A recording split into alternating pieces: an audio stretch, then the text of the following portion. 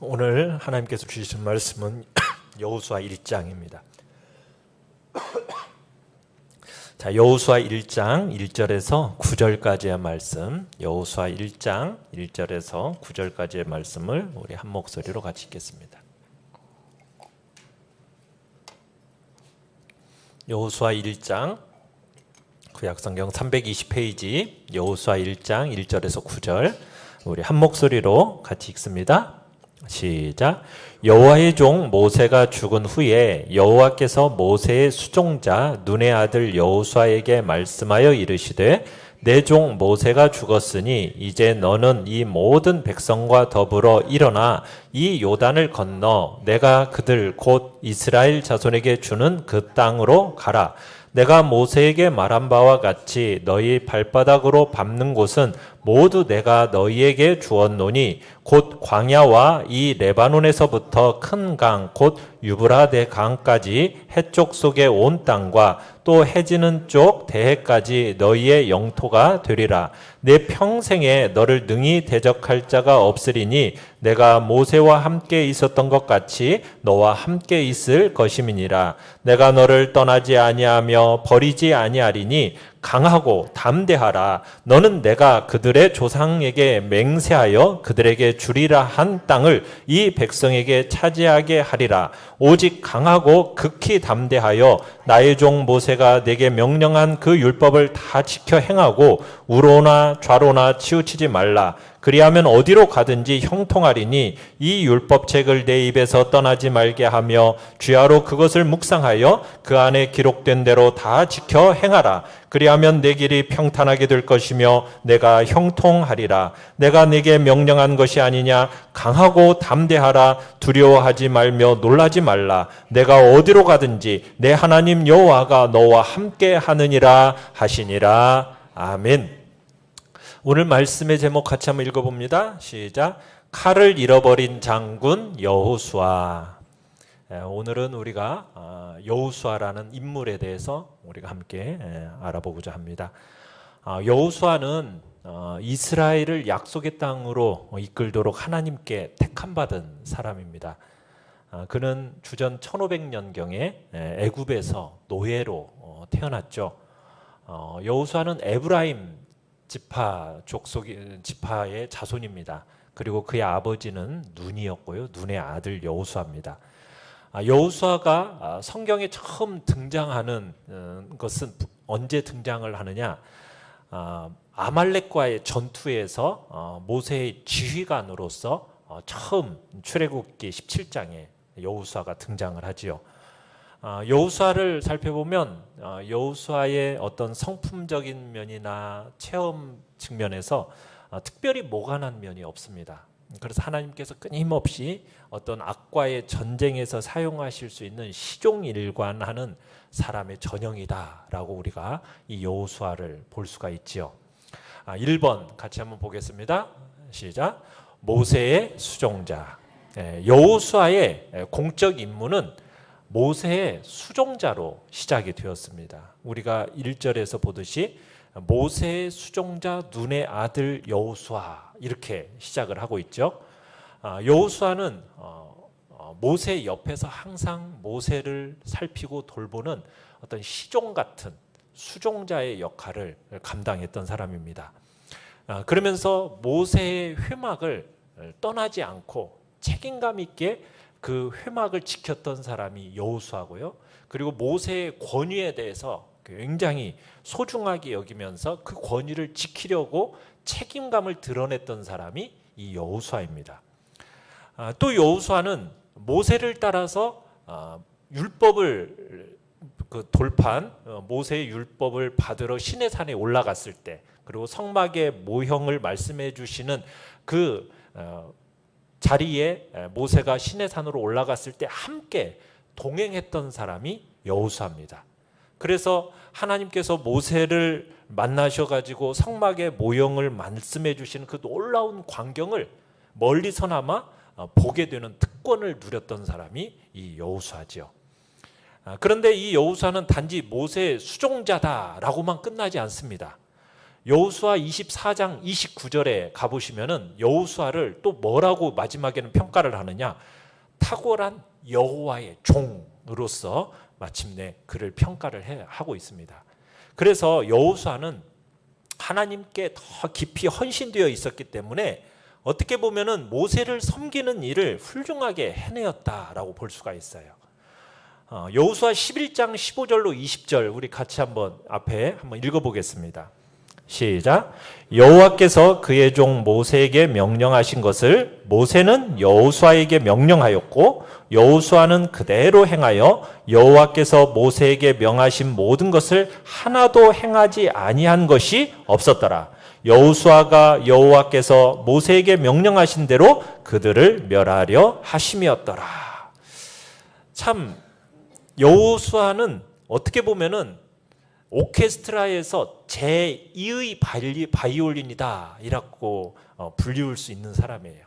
그러니까는 앞에 전면에서 막 멋있게 제1 바이올린으로 하는 게 아니라 그 뒤편에서 제2의 바이올린으로 어떻게 보면은 활약했던 사람인데, 이 제2 바이올린이 연주하기가 가장 어렵다고 그래요. 자기가 드러나지 않는 자리에 있으면서 이렇게 리더급처럼 행동한다라는 것이 참 쉬운 일이 아닌데, 이 여호수아는 이런 제2의 바이올린으로서 대단한 솜씨를 나타낸 사람이다 볼 수가 있는 겁니다. 그러면서 여호수아는 이제 그 다음에 모세의 후계자로서 일을 시작하게 되는데, 이 여호수아가 모세의 후계자로 소명을 받자마자 어떤 일이 있게 되느냐, 자신의 그 지휘권을 포기하는 일이 있게 돼요. 누구에게 그 지휘권을 포기합니까? 여호와의 군대 대장에게 이제 첫째 자리를 양보해야만 하는 일이 벌어지게 되죠. 그러니까 여러분, 어느 누구도 지도자의 자리에 있으면서 자기의 그 지도자의 지위를 빼앗기는 것을 좋아하지 않아요. 그런데 여호수아는 자기 군대 총사령관이 되기보다는 여호와 군대의 부사령관이 되는 것을 택하고 그걸 더 좋아했던 사람이 여호수아입니다. 참 이 시험을 훌륭하게 합격한다라는 것이요, 그리스도인 지도자로서 매우 드문 일인데 참 이 일을 훌륭하게 감당했던 사람이 여호수아다 우리가 볼 수 있어요. 자, 2번입니다. 시작. 모세의 후계자. 모세는 죽기 전에 후계자를 지명하라는 하나님의 명령을 받게 됩니다. 민수기 27장 18절 20절 같이 한번 읽어보겠습니다. 시작. 여호와께서 모세에게 이르시되 눈의 아들 여호수아는 그 안에 영이 머무는 자니 너는 데려다가 그에게 안수하고 내 존귀를 그에게 돌려 이스라엘 자손의 온 회중을 그에게 복종하게 하라. 자, 하나님께서 모세에게 권위를 행사하는 직책을 주십니다. 그러면서 그 자기 종에게 하나님께서는 또 그 직책에 필요한 능력도 주세요. 자, 이 모세의 뒤를 이어 후계자로서 직책이 주어졌어요. 이제 모세가 여호수아가 이제 백성을 통솔해야 할 때가 왔어요. 그때 하나님께서 오늘 본문 여호수아 1장 5절을 보십시오. 그에게 강한 확신으로 함께 하시는 걸 보게 돼요. 자, 오늘 1장 5절 같이 다시 한번 읽어봅시다. 1장 5절입니다. 시작. 내 평생에 너를 능히 대적할 자가 없으리니 내가 모세와 함께 있었던 것 같이 너와 함께 있을 것임이니라. 내가 너를 떠나지 아니하며 버리지 아니하리라. 그러니까 하나님께서 여호수아에게 그 위탁받은 사역을 하나님께서 함께 하심으로 지도해 주시겠다라고 약속을 주시는 거죠. 참 우리가 여호수아 1장 1절에서 9절의 이 1장의 내용에서 하나님의 그 사역이 어떻게 하면 번영하고 성공하는가에 대한 변치 않는 원리를 나타내 보여주고 있습니다. 그 첫 번째가 뭐냐면 구체적이고 명확한 하나님의 부르심입니다. 그 부르심이 있어야 돼요. 그러면서 그 부르심과 함께 자기의 임무에 대한 분명한 설명이 함께 왔어요. 어떻게 보면 여호수아는 위대한 모세를 대신할 사람으로 이렇게 부름을 받습니다. 근데 참 여러분, 모세만 이 일을 할 수 있는 것은, 그 위대한 일을 할 수 있는 것은 아니라는 거예요. 참 위대한 모세지만 우리가 하나님의 목적이요, 인간이 아무리 지혜롭고 은사를 많이 받았어도요, 하나님의 목적은 인간에게 의존받지 않습니다. 하나님께서는 자기 일꾼을 땅에 묻으시지만 자기 사역은 계속 하시는 거예요. 그래서 하나님께서는 그 일에 필요한 영적 자질을 소유하고 있는 한 사람을 택하셔서 그 일을 이어나가시는데, 바로 여호수아가 이 모세의 뒤를 이어서 분명한 하나님의 명확한 부르심을 받게 되고 자기가 뭘 해야 될지에 대한 설명을 듣게 되죠. 이게 있어야 돼요. 우리가 하나님 앞에 분명한 부르심, 확신, 이게 있어야 돼요. 두 번째는 여호수아 1장 3절 4절을 한번 보시면은 땅을 점령하게 될 것에 대한 약속이 있어요. 그러니까 땅은 천지의 주제이신 하나님으로부터 오는 선물인데 그 선물은 이스라엘의 것입니다. 그러니까 하나님께서 약속하신 약속을 말씀하신 그 순간 땅은 이제 합법적으로 누구의 것이 되는 거예요? 이스라엘의 것이 되는 거예요. 그렇지만요, 그 땅을 밟고 실제적으로 여러분 점령할 때만 실제로 자기 것이 되는 거죠. 약속만 받아가지고는 안 되는 거예요. 그죠? 약속을 받았으면 그걸 어떻게 해야 돼요? 실제로 자기가 받아서 누려야 자기 것이 되는 거잖아요. 이게 중요한 영적인 원리입니다.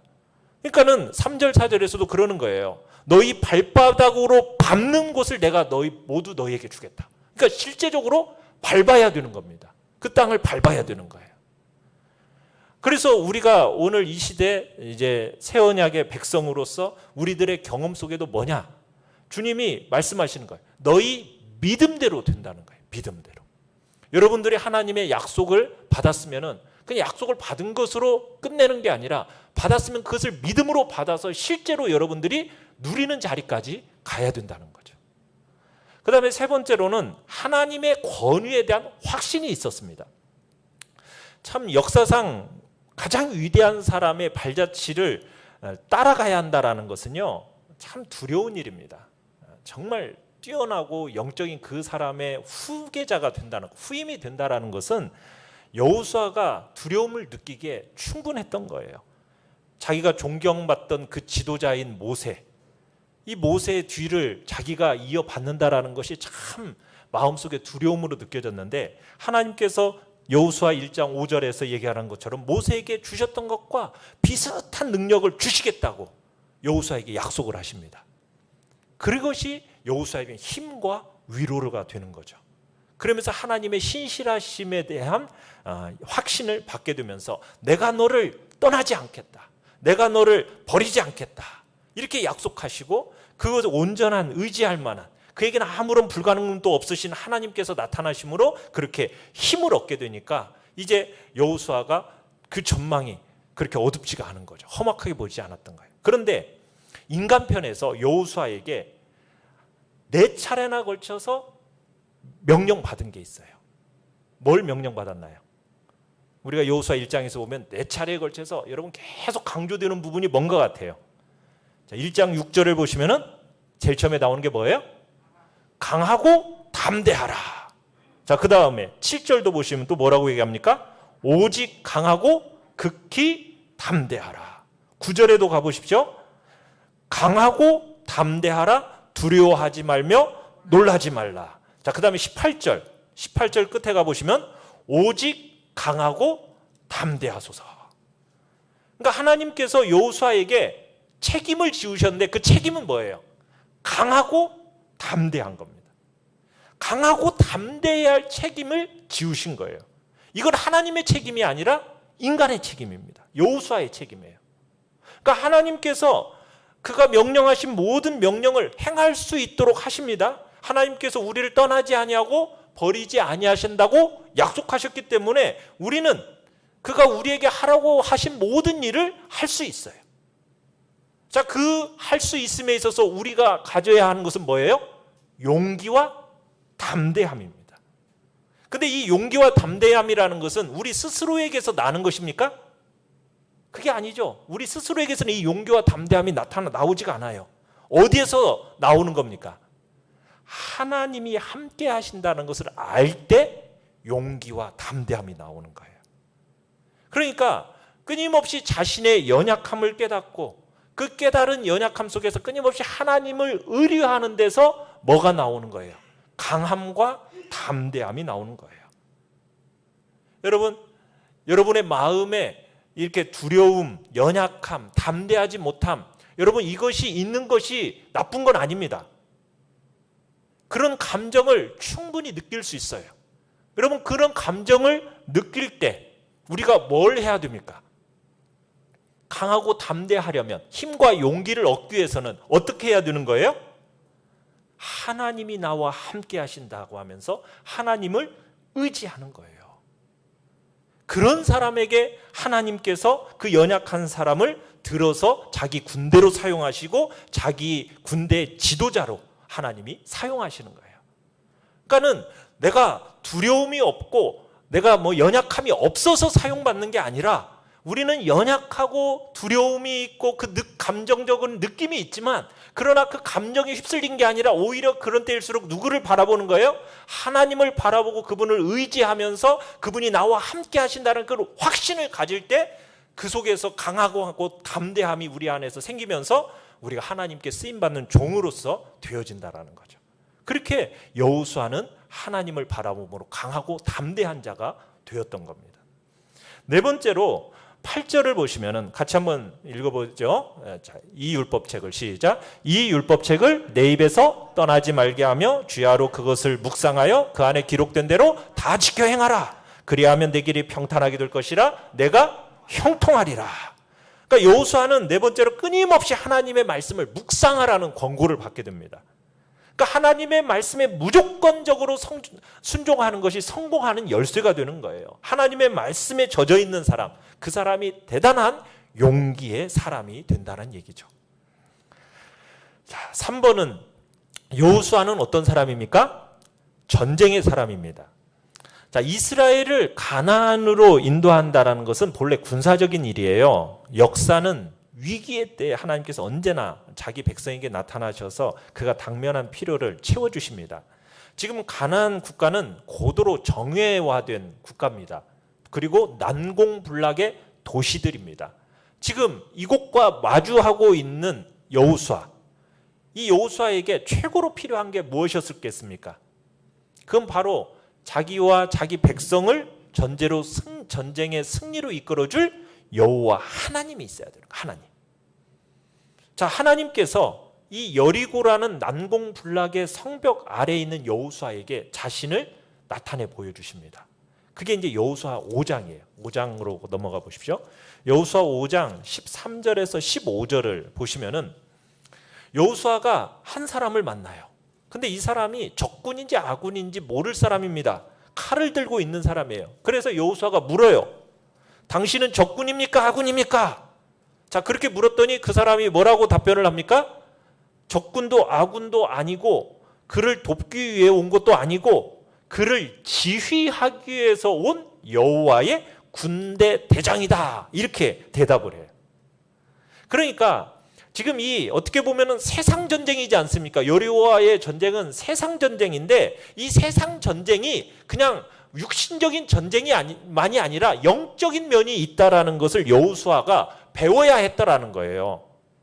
그러니까 여호수아는 하늘의 군대가 그의 편에서 싸워주고 있다는 사실을 보아야 했던 겁니다. 그냥 자기가 자기 힘으로 그 여리고 가나안 백성들하고 그냥 육체적으로만 싸우는 싸움이 아니라 그 이면에는 누구와의 전쟁이 있는 겁니까?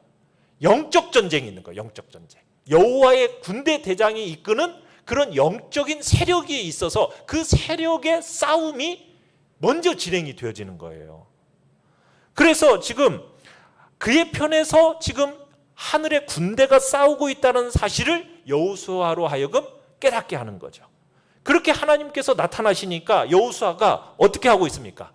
그 새로운 사령관 앞에 납작 엎드립니다. 그리고는 의심 없이 그 칼을 빼앗은 그 사람에게 자기의 지도권 인정을 그 사람의 지도권을 인정하고는 절대적인 통치권을 그 사람에게 양도하죠. 그리고는 무조건적인 순종을 합니다. 이 여호와의 군대장이 무엇을 명령하든지 여호수아는 무조건적으로 순종할 거라는 거예요. 그 군대 대장의 명령이 자기와 부합되지 않는다 할지라도 자신의 전략과 전술까지 포기하면서 그 여호와의 군대 대장과 함께 가장 가깝게 협력하고 그가 이끄는 대로, 그가 하라는 대로 하겠다라는 절대 순종의 자리로 여호수아가 나아갑니다. 여러분, 이렇게 어떻게 보면 은밀하게 얻어진 이 한 개인의 승리가요, 온 나라의 운명을 결정하게 되는 거예요. 여호수아는 지금 여리고 그 적의 성벽을 이렇게 살펴보기 위해서 나왔다가 지금 주님과 개인적인 만남을 갖게 된 겁니다. 그러니까 지금 그가 원수를 막기 위해서 준비하기 전에 하나님 앞에 서는 게 뭔가를 알아야 했던 거죠. 비록 지금 자신의 지도권을 빼앗겼지만 책임의 짐이 지금 이 여호수아의 어깨에서 벗겨진 겁니다. 이제 전쟁은 여호수아의 전쟁입니까? 아니죠. 누구의 전쟁이 된 거예요? 하나님의 전쟁이 된 거예요. 주님의 것이 된 거예요. 여호수아는 이것을 그 전에 한번 경험한 적이 있어요. 언제 경험을 했었습니까? 아말렉과의 그 싸움 속에서 르비딤 전투에서 그 일을 배웠죠. 여호수아는 직접 아말렉과 막 싸우는데 산 위에서 아론과 훌이 모세를 중심으로 해서 뭐 하고 있었어요? 손을 들고 있었어요. 그러니까 전쟁은 누구에게서부터 승리가 좌우됐었습니까? 여호수아가 잘 싸우는 것이 승리가 좌우됐습니까? 모세가 손을 들고 있었던 것에 의해 좌우됐습니까?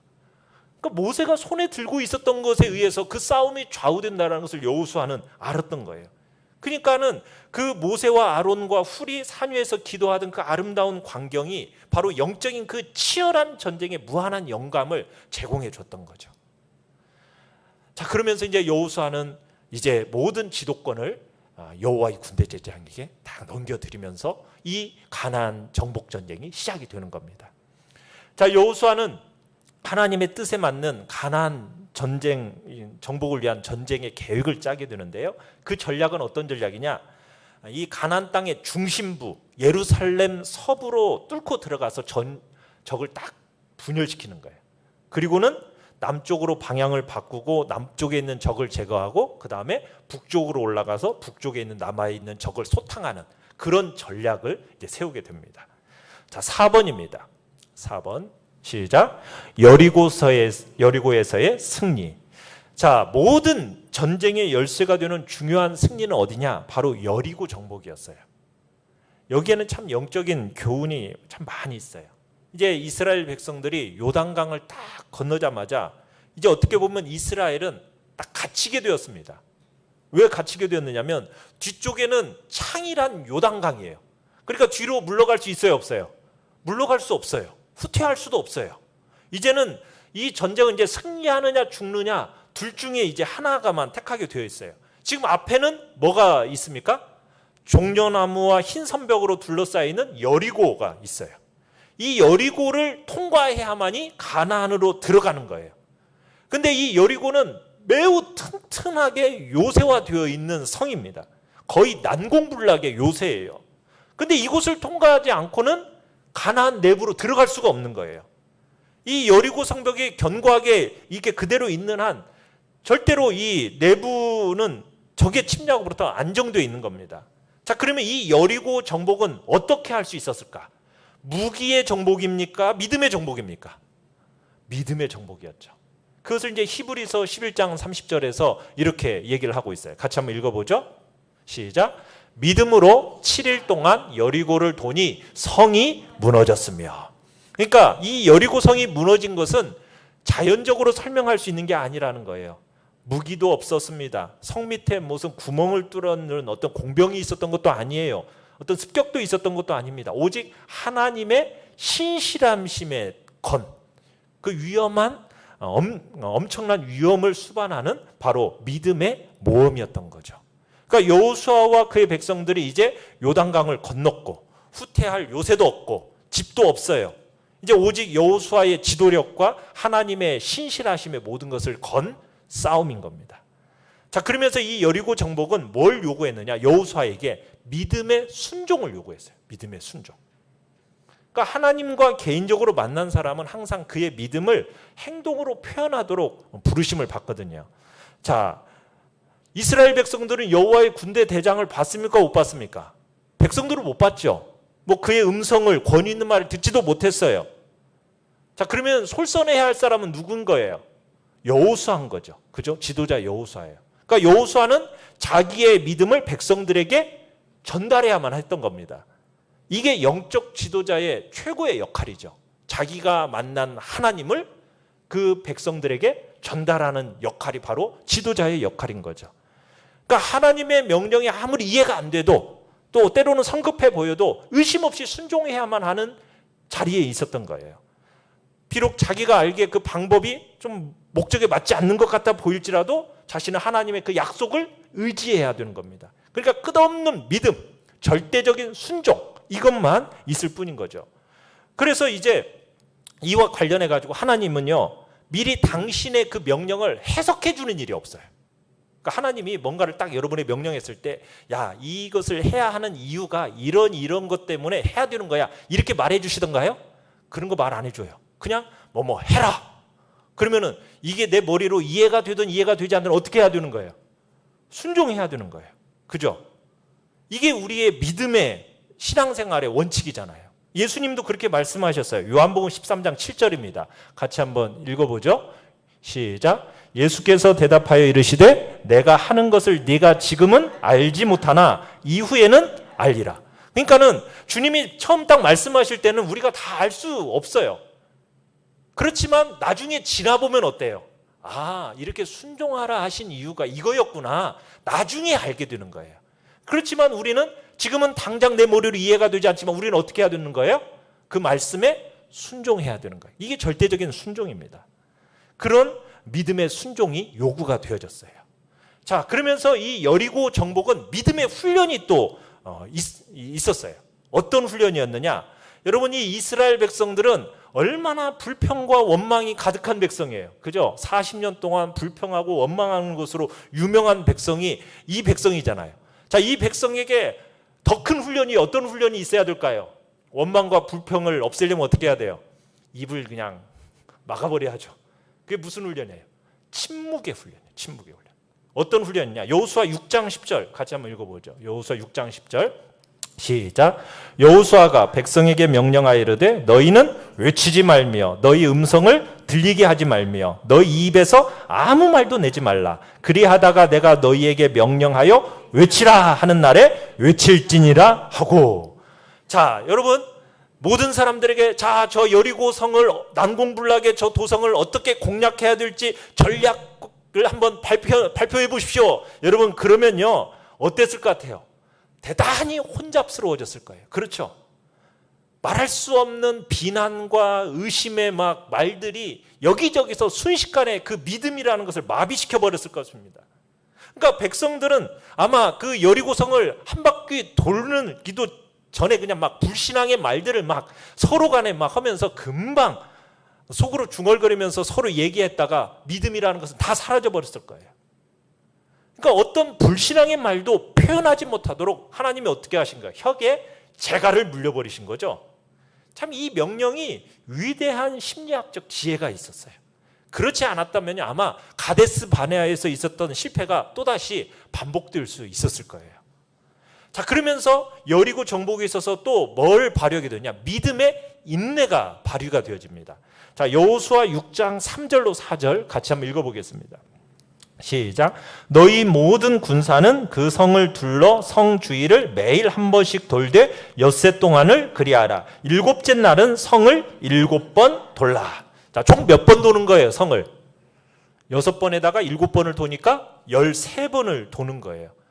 여러분, 13번을 거의 다 돌았을 때 뭐 성벽이 좀 무너질 만한 기미가 보였을까요? 안 보였을까요?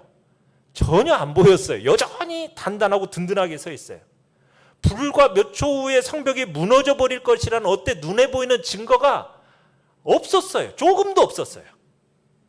여러분, 그러니까 우리의 기도도요, 그래요. 응답이 되기 전까지 응답이 아직 안 되고 남아있는 것들 있잖아요. 그런 것들은 내가 여리고성을 13번 돌긴 돌았나? 한번 우리들이 생각해 볼 필요도 있는 거죠. 자, 13번 돌고 그 일을 마쳤을 때 성벽이 무너졌어요? 안 무너졌어요? 안 무너졌어요. 13번 돌았다고 해서 무너진 게 아니에요. 언제 무너졌어요? 여호수아 6장 20절을 가보세요. 20절에 가보면 뭐라고 되어 있어요?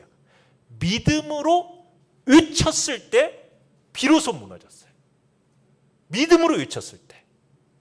그러니까 이것이 이루어지기 전에 믿고 기뻐하는 게 어떻게 보면 믿음의 본질입니다. 이들이 지금 여리고성을 돌았던 한 발자국 한 발자국이 믿음의 표현이었어요. 그런데 언제 일어나느냐? 이 마음에 있는 내적 확신, 하나님에 대한 어떤 내적 확신이 이 외적으로 표현이 되어졌을 때, 힘차게 외쳐졌을 때 절정이 이루어집니다. 그러니까 마음의 믿음만 가지고 되는 게 아니라 그 믿음이 어떻게까지 겉으로 외적으로 표현되어질 때 역사가 일어나는 거예요. 그러니까 성벽은 여전히 견고히 서 있었지만 믿음으로 소리를 치니까 무너져 내렸어요. 그러니까 참 신실하신 하나님께 모든 것을 걸고 그 믿음에 대한 보상을 받게 된 거죠. 자, 그래서 이제 여리고성을 정복한 이 기적은 두 가지 중요한 목적을 달성하게 됩니다. 그것은 엄청난 어려움을 두고 있는 이스라엘 백성들에게 확신과 열심을 불러일으켜 줬고요. 가나안 백성들, 그 민족의 마음속에는 공포를 심어주게 됩니다. 심리적으로 그들을 패배시키는 데 도움을 주게 되죠. 5번입니다. 5번 시작. 아이에서의 전술적인 패배. 자, 전쟁에서 이스라엘 백성이 패배했던 유일한 전쟁은 어떤 전쟁이냐면 여리고에서 이 장엄한 승리 바로 뒤에 있었던 아이성에서의 전쟁입니다. 이게 영적으로 대단한 중요한 의미를 갖고 있어요. 비록 육안상으로는 이 아이성은 정말 아이처럼 작은 성이었어요. 대단치 않게 보였습니다. 자, 전략적으로 볼 때는 근데 여리고 다음으로 중요했어요. 왜냐하면 이 아이성은 가나안 내륙 지방으로 들어가는 대부분의 통로를 지키고 있었던 게 이 아이성이었거든요. 이 아이 같은 성과의 싸움에서 이스라엘은 약속의 땅에서 패배하는 쓰라림을 맛보게 돼요. 왜 패배했을까요? 패배한 원인이 뭐예요? 그건 찾기가 어렵지 않아요.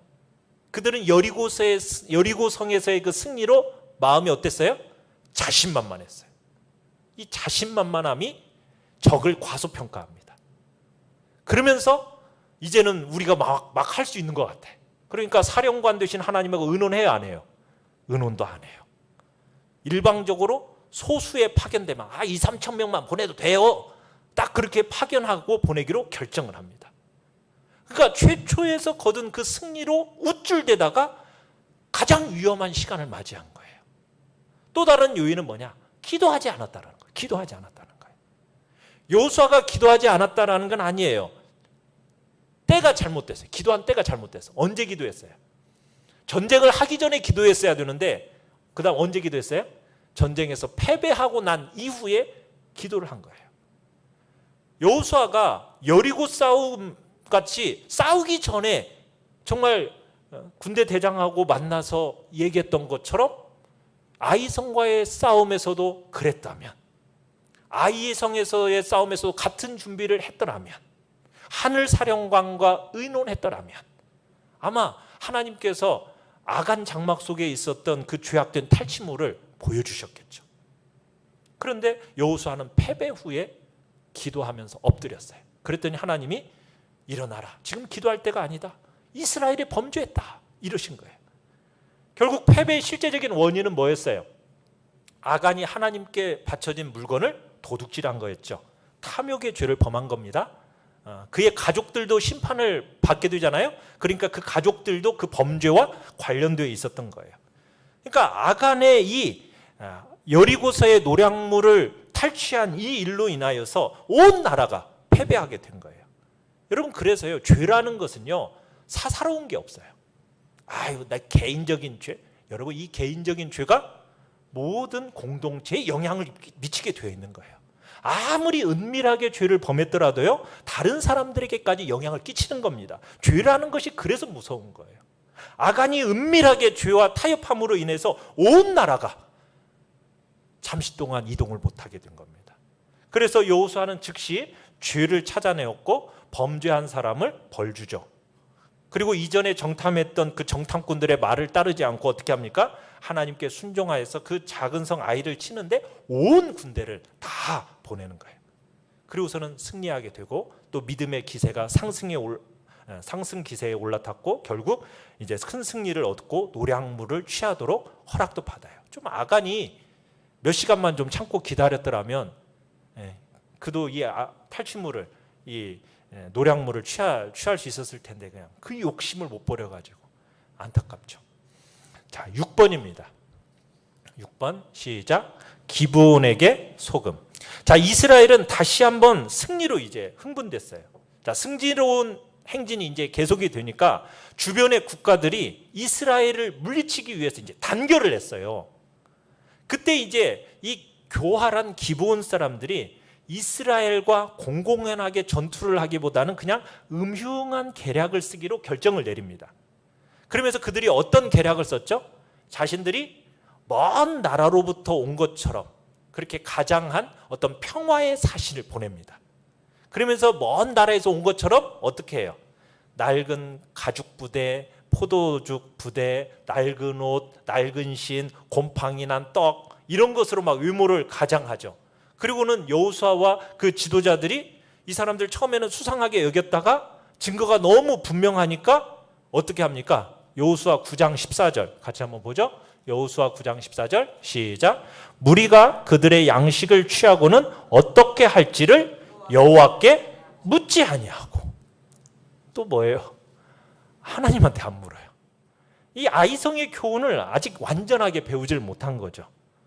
그러니까 사탄은 이 공개적으로 이렇게 공격할 때보다도요 간계를 쓸 때가 더 위험한 겁니다. 우는 사자보다도 어떻게 보면 광명한 천사를 더 두려워해야 되는 건데 이 기브온 사람들의 이 이야기가 너무나 사리에 맞고 또 조리가 있으니까 여호와에 대해 대단히 경건하게 막 얘기를 하는 거예요. 그러니까 여호수아가 먼저 기도 가운데 하나님의 뜻을 구하지를 않습니다. 그냥 눈에 보이는 증거를 받아들인 거예요. 그리고는 자신의 좋은 판단력과 분별력을 하나님보다도 더 신뢰하게 됩니다. 그러다가 어떻게 됐어요? 불과 사흘이 지나서 이 먼 나라에서 온 나라 사람들이라고 생각했는데 그 사람들이 바로 주변의 이웃 나라인 히윗 사람들이라는 것을 발견하게 되죠. 그리고는 여호수아가 놀래요. 근데 시간은 어때요? 이미 늦어버렸어요. 왜? 이미 그들하고 엄숙히 맹세까지 한 후였기 때문에 자기 백성이 맹세한 말은 반드시 지켜야 될 것을 하나님께서 요구하셨기 때문에 어쩔 수 없이 그 맹세를 지켜야만 했던 겁니다. 그러나 하나님께서는 다시 한번 여호수아의 잘못을 번복하셔가지고 저주를 축복으로 바꾸어 주시죠. 그래서 이 기브온 사람들이 결국에는 어떤 일을 하게 됩니까? 하나님의 집을 위해서 나무 패고 물 깃는 자가 됩니다. 그렇게 해서 이제 이스라엘 사람들이 이제 계속 가나안과의 전쟁을 하게 되는데 우리는 기도도 하면서 항상 경계도 해야 되는 거예요. 사람들에 대해서 항상 이 광명한 천사로 가장하면서 오는 그 부분에 대해서 경계해야 되는 것이 또 우리의 책임인 거죠. 자, 그러면서 이제 10장에서 보면은 이제 가나안 전투 중에서 베토론 전투라고 그래서 이제 그 가장 큰 전쟁이 이제 시작이 됩니다. 이제 여호수아가 여리고서에서의 교훈, 아이성에서의 교훈을 이제 완전히 습득했다라는 증거를 이제 보여주는데 이제는 여호수아는 그의 사령관이신 하나님께 명령을 받을 때만 이제 공격을 해요. 그리고 이 전쟁에서 이제 이기면요 가나안의 모든 사람들이 이제 이스라엘 지배하에 들어오게 되는 거예요. 그래서 조심스럽게 계획도 세웠어요.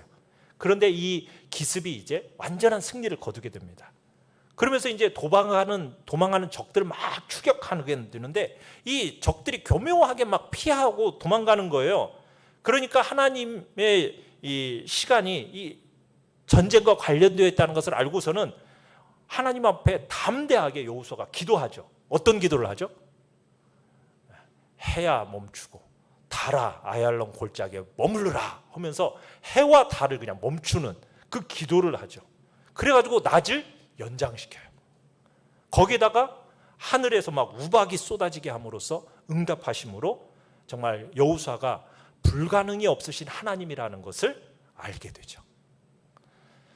자, 7번입니다. 7번 시작. 영적인 지도자. 자, 모세 밑에서 여호수아는 훈련을 받게 돼요. 그 기간을 통해서 여호수아는 하나님을 아는 지식에 있어서 독특한 훈련을 받았습니다. 홍해에서 하나님이 개입하셨던 일부터 시작해가지고 광야에서 양식을 주셨던 일, 또 구름 기둥과 불 기둥으로 기적적으로 인도하셨던 일, 이런 일들이 감수성이 예민한 마음, 깊은 인상을 받게 되고요. 하나님에 대한 큰 확신을 이 여호수아는 젊었을 때부터 얻게 되었어요. 이 경험을 통해서 정말 하나님은 사랑할 만한 분이고 신뢰할 만한 분이라는 것을 알았던 거죠. 그러면서 또 뭐 또 봤느냐? 하나님에 대한 두려움도 느껴요. 심판하시는 분이라는 것을 목도하면서 하나님의 두려움도 그 여호수아의 마음속에는 어떤 이면에 가지게 됩니다. 그러면서 지도자로서 여호수아는 전쟁술에서만이 아니라 영적인 일에 있어서도 분명한 결단력을 소유한 사람이에요. 그러니까 일이나 순종하는 방향이 분명한 때는요, 주저하지 않고 망설임 없이 전혀 그런 것 없이 그냥 딱 결단하는 사람인 거예요. 그러니까 여호수아는 결단의 사람입니다. 어떤 일을 요구했느냐? 여호수아 24장 15절에 보면은 이렇게 도전을 합니다. 같이 한번 읽어볼까요? 시작. 너희가 섬길 자를 오늘 택하라. 여호와와 가나안의 신들 사이 이 싸움에 중립이라는 건 없다. 택하라 하고서는 강하게 결단을 요구합니다. 자, 그런데 보통은요, 이렇게 전쟁에서 많은 전쟁의 지도자들이 전쟁에서 승리는 하는데 평화는 잃는 경우가 많아요. 그런데 여호수아는 이 평화도 아주 지혜롭게 잘 유지했던 사람이 여호수아입니다. 서로 충돌이 될 수 있는 이 견해를 가지고 이것을 아주 조정하는 능력을 잘 가진 사람이 여호수아였던 거예요. 우리가 그걸 어떻게 할 수 있느냐? 땅을 정복한 후에 그 땅을 어떻게 하죠? 분배하죠. 여러분, 땅을 분배할 때 인간의 이 욕심이 결부될 수 있는 아주 쉬운 때잖아요. 그 쉬운 때에 이 땅 분배 일을 성공적으로 한 사람이 바로 여호수아입니다. 그리고 또 르우벤 지파, 갓 지파하고 그리고 다른 지파들 사이에 잠재해 있는 어떤 격심한 오해가 있었는데 이 오해를 해결함에 있어서도 아주 지혜롭게 외교 수완을 발휘해서 참으로 그걸 잘 해결하는 걸 보게 돼요. 자, 이 모든 것들이 어디에서 나왔겠어요? 여호수아가 하나님과 아주 친밀한 교제를 하면서 그 교제 속에서 그 지혜를 가지고 그 평화를 이루어갔다라는 것을 우리가 볼 수 있는 거죠. 참 여호수아의 일생은 자기 나라 그리고 자기 백성의 최고의 복지를 위해서 열정을 쏟았던 사람입니다. 자신의 임종이 가까운 걸 딱 알았을 때 여호수아는 이제 백성들의 영적인 상태를 염려해가지고 지도자들을 불러 모아요. 그러면서 타협하고 교묘하게 타협하는 것이 얼마나 교묘하게 위험을 가져오는 것인가, 이것을 이제 그들에게 알려주면서 23장에 가보면은 이 여호수아의 고별 설교가 나오는데 그들에게 이렇게 얘기합니다. 뭘 얘기하느냐면 아직 정복하지 못한 멀리 떨어진 가나안 지역의 우상숭배 국가에 대해서 이제 7번을 언급하면서 23장 6절에 보면 하나님의 말씀을 굳건히 지키라는 거예요. 그리고 7절에 가보면 방심하지 말고 그 나라들로부터 분리해라. 그리고 8절로 11절에 가면 승리를 주신 주님께 열심히 헌신해라. 그리고 13절에 가보면 항상 있는 이 배교의 위험성을 조심해라. 그렇지 않으면 너희들 패배하게 될 거다. 이렇게 경고하는 이 여호수아의 고별 설교를 보게 됩니다. 그리고 그들을 향하신 하나님의 선하심을 상기시켜주면서 마음을 다해서 주님을 섬길 것을 당부를 하죠. 자, 이 당부에 백성들은 어떻게 답변을 했습니까? 자, 여호수아 24장 24절 같이 한번 읽어보겠습니다. 시작. 백성이 여호수아에게 말하되 우리 하나님 여호와를 우리가 섬기고 그의 목소리를 우리가 청종하리이다 하는지라. 자, 여호수아는 인간 지도자가 할 수 있는 일을 최대한 해냈습니다. 이제 약속을 지키는 것은 이스라엘 백성들의 몫이었죠. 참 이 신실하고 경건한 사람, 이 사람의 지도자적 자질이 하나님의 신실하심에 대한 이기심 없는 그 간증에서 잘 나타나고 있어요. 자, 23장 14절을 같이 한번 읽어보겠습니다. 시작. 너희의 하나님 여호와께서 너희에게 대하여 말씀하신 모든 선한 말씀이 하나도 틀리지 아니하고 다 너희에게 응하여 그 중에 하나도 어김이 없음을 너희 모든 사람은 마음과 뜻으로 아는 바라. 여호수아는 말씀하신 모든 선한 말씀 하나도 틀리지 않고 다 너희에게 응했다. 참 여호수아는 안 거죠. 하나님이 어떠한 분이신지. 그의 일평생 선하신 하나님. 그분의 선한 말씀을 하나도 틀리지 아니하시고 약속하신 것을 지키시는 신실한 분이라는 것을 여호수아는 경험했고 경험한 그 간증을 그 이스라엘 백성들에게 전달해 주면서 너희도 기꺼이 주님 앞에 그 말씀 앞에 순종하는 자들로 그분 앞에 절대적인 지배권과 통치권을 양도하고 무조건 순종하는 자로 서라. 그것이 너희들이 이 땅에서 지혜롭게 사는 길이다. 하나님과의 교제, 그것을 최우선순위에 두고 그분이 주시는 말씀이라면 내게 이해가 되지 않는다 할지라도 그 말씀에 온전히 순종하는 길로 갈 때 그 선한 말씀이 그 약속대로 아름답게 이루어지는 것이다.